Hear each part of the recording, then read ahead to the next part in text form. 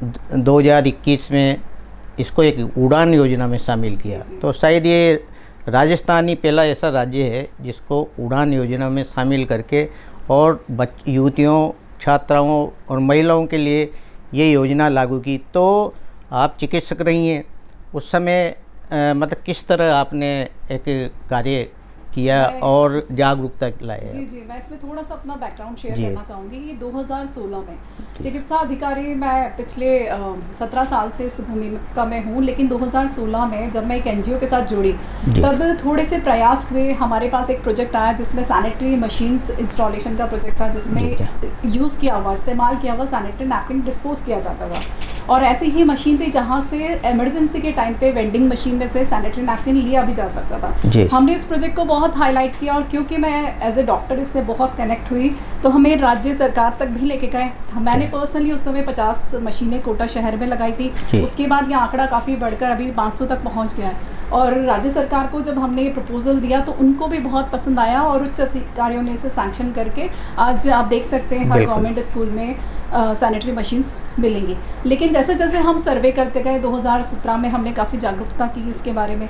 2018 के अंदर जब हमने सर्वे किया तो देखा कि सैनिटरी मशीन्स तो है लेकिन सैनिटरी नैपकिन अभी तक महिलाएं कितना कम प्रतिशत इस्तेमाल किए। जब आंकड़ों की हम बात करते तो उस समय 21 से 25% ही महिलाएं, आप चाहे उसे अर्बन की ले लीजिए और गांव की महिलाएं तो और भी कम इसका आंकड़ा रहता है। तो इतनी प्रतिशत ही महिलाएं अगर सैनिटरी नैपकिन का इस्तेमाल कर रही है तो फिर मशीन काम तभी करेंगी जब वो मशीन उसमें नैपकिन आएगा।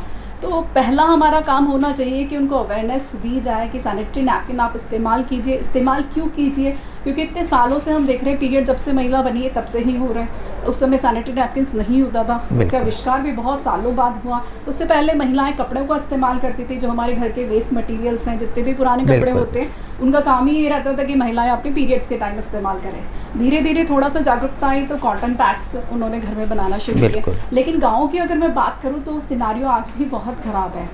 तो वहाँ पे राख यूज़ करती थी महिलाएं, पुराने घाघरे उसी में अपने 4 दिन निकाल देती थी। इसके अलावा सूखे पत्तों का इस्तेमाल करती थी। और आपने कई कवरेज भी ऐसी देखी होंगी जिसमें गर्भाशय तक चींटियाँ भी पहुँच गई हैं, कुछ फंगल इन्फेक्शन भी हो गए जिससे उनका पूरा रिप्रोडक्टिव ऑर्गन यानी प्रजनन शक्ति ही खत्म हो गई।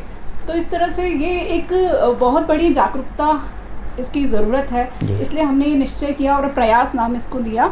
और 2018 में इस मूवमेंट को हमने गांव में, हर शहर में, ढाणी में पहुंचाने की कोशिश की और करीब 2 लाख सैनिटरी नैपकिन हमने महिला दिवस पे ही वितरित किए। और उसमें 2 विश्व रिकॉर्ड भी बनाए।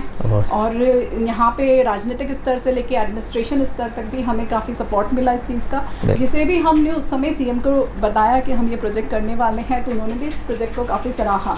धीरे धीरे ये जागरूकता बढ़ती गई। सिर्फ हमारे राजस्थान के एनजीओ तक न रह के हमने उसमें नेशनल लेवल पे भी उसको लेके गए और 2019 से हमने इसे नेशनली सेलिब्रेट करना शुरू किया। और 28 मई, क्योंकि जैसे जैसे मैं इसमें जुड़ती गई तो मुझे भी पता चला कि 28 मई महिला माहवारी दिवस के रूप में मनाया जाता है। तो हमने इस डे को प्रयास डे के नाम से सैंक्शन करवाया।